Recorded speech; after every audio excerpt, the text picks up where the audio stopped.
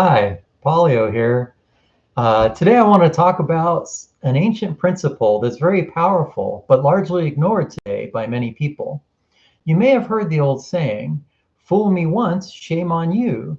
Fool me twice, shame on me. But what does that really mean? What can I learn from it to improve the rest of my life?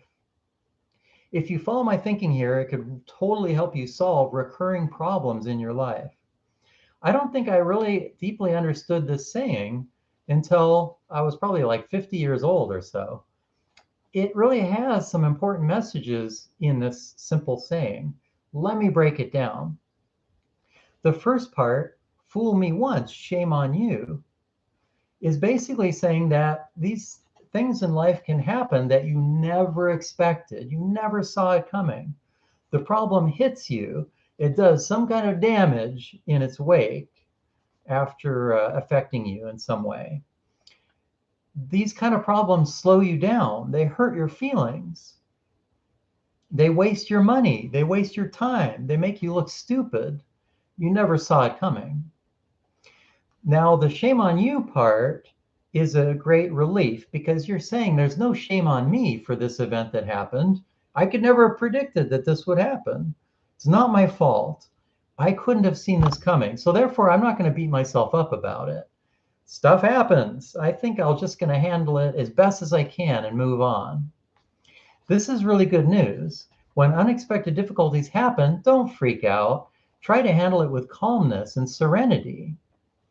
Retrain yourself to be calm, even staying positive while dealing with it. Oh, it's another one of these things again. Okay, I've been here before, no problem. You can even laugh it off.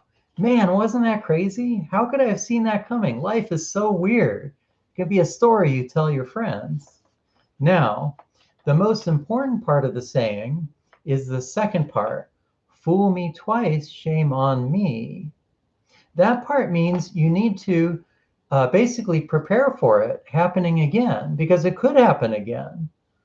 But how can you do that if you haven't accepted it happening in the first place? So the first thing is you've got to calm down and accept yourself and accept that it happened. See, you've got to grapple with the fact that it happened and that you want to solve this problem for real, a final solution to the problem. This is the part where most people fail. They don't prepare themselves to deal with the issue if it ever happens again. When it happens a second time, they're fooled a second time. And if that happens, shame on them. It hurts just as much the second time. It can even hurt more because you haven't had a perfect solution to it yet. You feel like it's just going to keep happening over and over again because you haven't truly solved the problem. I'm telling you, there is a way for you to break out of this Groundhog's Day scenario, the live, die, repeat kind of thing. We don't want that in our lives. We want to get past that. We want to move on from this problem, solve it once and for all, and move on to bigger and better and greater things in our lives. There's always steps you can take to stop a problem from doing as much damage the second or third or fourth time it happens. Sometimes you can eliminate the problem entirely and then it never happens again. There's ways of doing this, but even if you can't, you can at least prepare for it to improve the reaction to it, prepare a response, minimize the damage. And if you don't do that, if you don't prepare for next time, then shame on yourself. That's the meaning of this saying. There's no shame on it happening really the second, third, fourth time. The only shame is if you don't prepare for it and you're not ready for it, and it does as much damage in the future as it did in the past. So here's a secret. You want to prepare for it and handle it better next time so that you're living a better life and suffering less in your life. I think we all want that. That's a better way to live. Let's take a look at an example. Okay, now imagine this scenario. You're driving on the freeway and you decide to move over one lane to the left. You look to the left of your car, it looks clear, so you signal for a left-hand turn and you begin merging to the left. Suddenly a loud honking sound comes from the left. What the heck? You swerve back into your lane and hit the brake a little bit. What's going on? And now all of a sudden on your left, you realize there's a car pulling right up next to you. They were in the left lane the whole time, and I never saw them. They honked it. They're the ones that honked at me. They were there the whole time. Where did that car come from?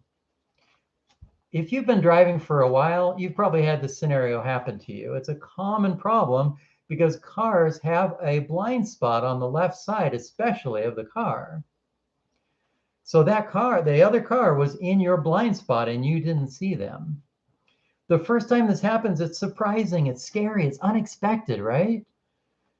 I know driver's education talks about this and tells you what you're supposed to do, but who remembers all that stuff?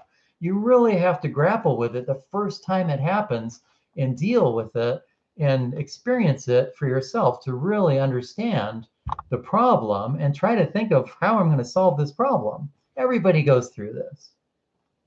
So it's extremely important to analyze this scenario after you've had time to calm down from the uncomfortable experience. You have to ask yourself, how can I prevent this problem from ever happening again? Maybe you'll remember it from driver's education. They tell you lean to the left and look through your mirror and move your head back and forth while looking through the mirror and trying to see every angle, stuff like that. You got to figure out how you're going to handle this, this kind of thing. There is, though, I want to mention a more advanced technique, which as an experienced driver, you can practice and you can slowly develop inside of yourself. It's a technique of being able to sense where the cars are around you, observing all the cars around you in lanes to the right and lanes to the left, and feeling as cars speed up and slow down. They're not all going the same speed as you, right? They're all going different speeds. You can feel where those other cars are, whether you can see them or not. It's kind of an advanced technique, and it's good to practice this as you're driving around when there's no merging and there's no troubles and there's no issues. And so you can feel, you literally get to where you could feel where the cars are, and you feel something is wrong if a car has disappeared from your vision. Where did that car go? They were on my left behind me a bit. Now they're gone? Did they change lanes? They couldn't, they would have had to pass through my lane to get to an exit to get off the freeway that we're on, things like that. So you start feeling, feeling, and you'll do extra work to look in every mirror and crane your neck around and find where that car is. Where did they go? Did I lose track of them? What's going on? So you can slow down a little bit, speed up a little bit to try to move them out of the way of your blind spot, see? Once you figure out what to do differently, my advice is practice. Practice, practice, practice. Practice moving your head around, leaning forward and back, trying to get full visual on the entire space all around your car. In fact, while you're driving on the freeway and you're not trying to change lanes, and there's a car to your left, behind you, or in front of you, you can watch as they start approaching your car. If they're in front of you slowing down or behind you speeding up, watch them the whole entire way that they pass you by, and try to see if you can keep them visually in your sights the whole entire time. So they're behind you and you can see them in maybe your normal middle rear view mirror, but now they're leaving that mirror. Okay, now can I see them through the far left rear view mirror? Oh, I got to lean way forward and try to see them. Okay, now they're going by. Oh, now they're leaving my mirror. Where do I see them now? Oh, I can physically turn my head and see them now. Okay, so I can see the entire path of that car. I'm now training my body on what to do to see any car in any position before I start signaling for a turn. So I know this sounds a bit anal, but what you're doing is you're training yourself never to have this dangerous scenario happen again. You're practicing, and every car is a little bit different. So if you drive different cars, or you have a rental car temporarily, you got to think about that. Maybe the blind spot's a little bit different here. The mirrors are adjusted differently. Maybe I want to adjust the mirrors a little differently to chop through the center of the blind spot, for example, things like that. So you can make it a little bit of a game when you're bored driving from one state to another, from one country to another, and you're going 100 miles on the freeway, and you're not changing lanes right now, but you can say, I want to track a car driving on my right side, driving on the left side, and feel that I know exactly where they are at all times. See? When you've done that, congratulations, you've completely avoided the fool me twice scenario. There will be no shame on you now. The whole idea is a powerful principle. This is a principle that many business owners use, many experienced investors use, and people who are just good at running their lives and improving things in their lives, eliminating problems once and for all. You got to fix a problem and eliminate the danger forever. You fix the immediate problem first, such as going back into your lane when someone honks at you and trying to figure out what's going on and get through the danger of it, pass through the dangerous situation, calm down a little bit, and now it's time for the next step. The next step is finding a root solution to the problem. So to find the root solution, first you need to find the root problem. Finding the root problem is different than thinking about the actual problem. See, think about it. In the scenario I just described, the problem could be defined as, a car was in my blind spot. Darn it, I almost crashed. I almost caused an accident. The solution to that problem was, I moved back in my lane. I slowed down to get that car out of my blind spot. Now I can see the car. Now we're going to be okay. Now I can see when the lane is clear, and then I can change lanes. But that doesn't solve the root problem, does it? That doesn't actually solve this from happening again and again. So it's going to happen again dangerously until we come up with a root solution. How would I define the root problem? I would define the root problem as, there is a spot on the left side of my car that can hide an entire car within collision distance of my car when I try to change lanes. That's the problem. That's a root problem. So if that's a root problem, what's my root solution? Well, we talked about it. The root solution, part one, is I learn to move my head and my body around, peering through the mirrors in the right order and through my window at different angles to verify there's no car in my blind spot before I even signal to change lanes. The second part of this is actually equally important. I practice this behavior when I'm not in a dangerous situation to prove to myself that I can see cars in any position on the left and right sides of my car. When they're right in the middle of my blind spot, I can see them, I can spot them and verify they're there. I'm training my body to do this so that we will not have this problem ever again. So I will train myself to look in all the right places, then signal, then change lanes cautiously, right? This guarantees I will never have an accident, never cause an accident with lane changing. Do you see, though, how different the root solution was and the root problem from the original problem, the original solution? It's very interesting. It's a completely different thing. It takes a lot more thinking and different actions to implement the root solution. But after you've done it, you will have permanently fixed the problem from ever happening again. See, let me give you another example. Suppose you were late in paying a bill because you forgot about it. Has this ever happened to you? I think it's happened to everybody at one point or another. And that company charged you a $35 late fee, or $45 or $50 late fee. So they're wasting my money, maybe even damaging my credit if I was late enough and their kind of billing is tied to my credit report, such as a mortgage payment. See, this is serious stuff. So I feel terrible. I had to pay extra money. I wanted to use that money for important things in my life, but I had to pay a late fee instead. And they're damaging my credit history. That is not okay. But it happened. It's maybe happening to you right now. So You've got to deal with the immediacy of it. Get that bill paid as quickly as possible. Call the company and pay. Let them do an ACH transfer to get that money out of your account. Pay it right now and take your lumps. Pay the fee. Do the right thing. Get back on track.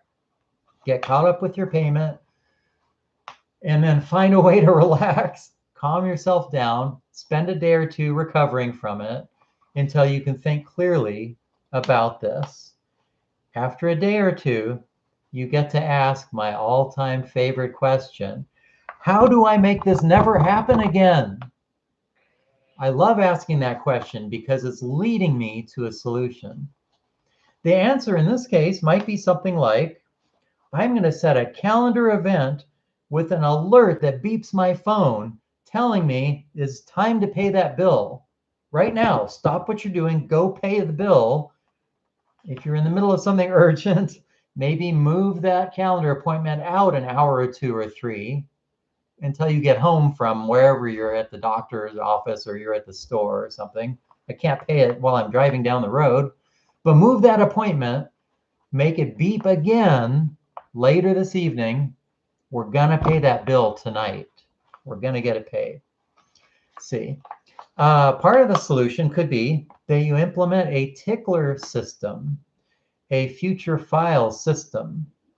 Tickler files, future files, are more powerful than calendaring systems.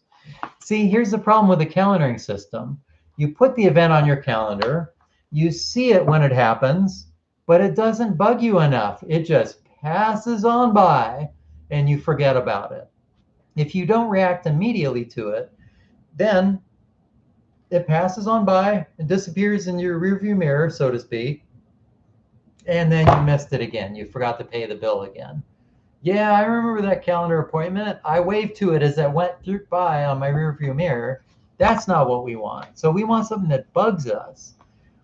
I solved that problem by implementing an important part of David Allen's Getting Things Done system, GTD. You may have heard of it.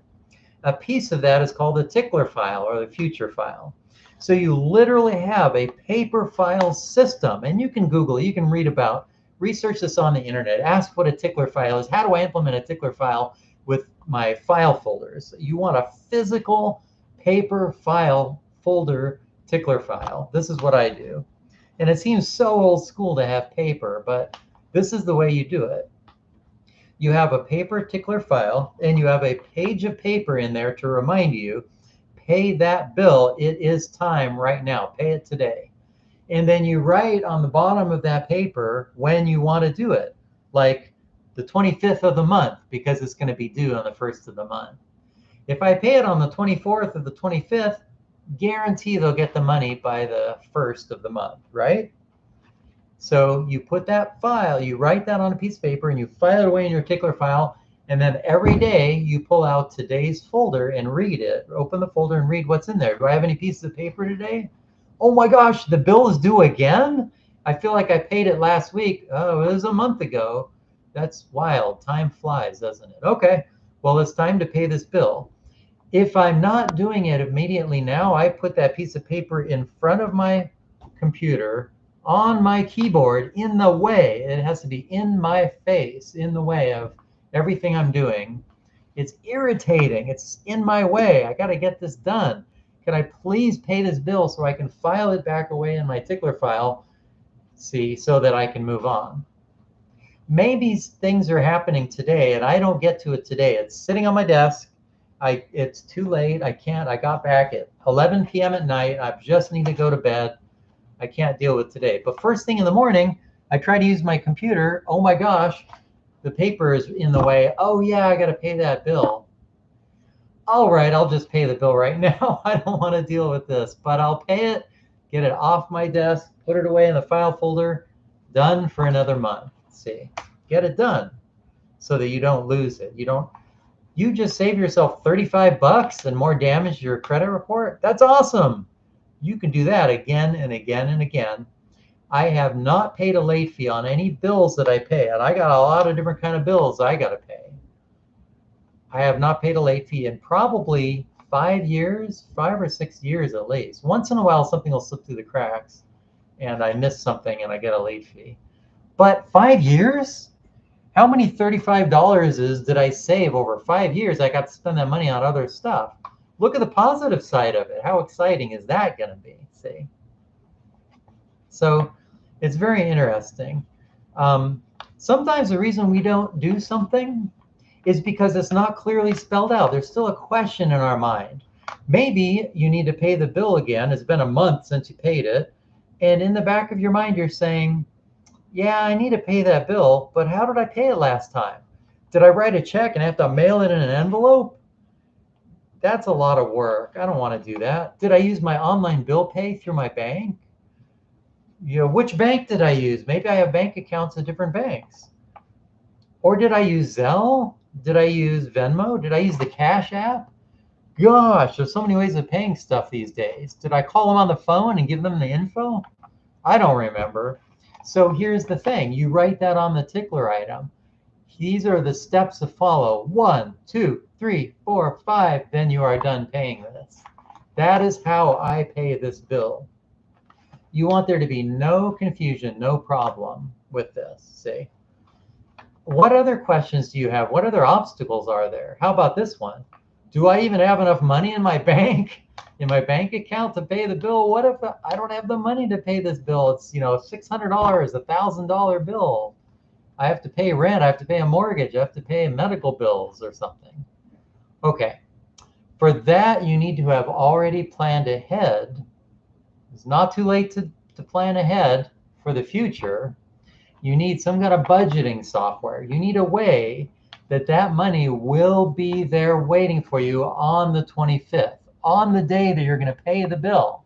The money is ready to go. How do you do that? You need budgeting software. You need to start creating a budget for yourself. Don't try to do it by hand. Don't try to build a spreadsheet. I've tried to do stuff like that. It doesn't work very well. You need real, legit budgeting software. I recommend YNAB, YNAB. That stands for You Need a Budget. YNAB, you need a budget. You need a budget. I need a budget. You need one too. We got money coming in. We got money going out. I don't know what's going on. There's too many, money goes in too many places. Do I have any money left to go to a restaurant, to take my family, my wife, my girlfriend out to a restaurant? I don't know. Well, you need to budget money. You could have a restaurant budget. You could put $100 a month in your restaurant budget, or $50 a month, some amount of money, and then you can increase it later or decrease it as needed. But you want to be able to look up in the app and say, could I please go to a restaurant? Geez, I'm tired of eating at home. I have $50 waiting for me in my restaurant budget. Wow, that's great. I just solved that problem. I need to pay this bill. Oh, good. There's $150. There's $850, whatever. I got my paycheck. I reserved the money right up front. That money is waiting for me to pay the bill. This is the only way you're going to be able to, every single time, have the money to pay the bill. Unless you're some rich person and money just piles up in your checking account. Who has that? There are a few people like that in the world. I don't know very many like that. So, unless you're like that, you need a budget. You need to be able to budget that money and know how quickly all the money is running out of your budget, even before it's left your checking account. And if there's not enough money at the end of every month, something big has to change. You need to make more money. You got to face that sooner rather than later. You need a different job, maybe. You need a second job. Or you need to start selling creative things on Etsy or something. Find a way to make money. Be a handyman in your neighborhood and set up Christmas lights for people, things like that. Help them with stuff that they need help with. There are people in your neighborhood that need help right now that you don't know about. How are you going to find them? How are you going to meet them? How are you going to help them and get paid?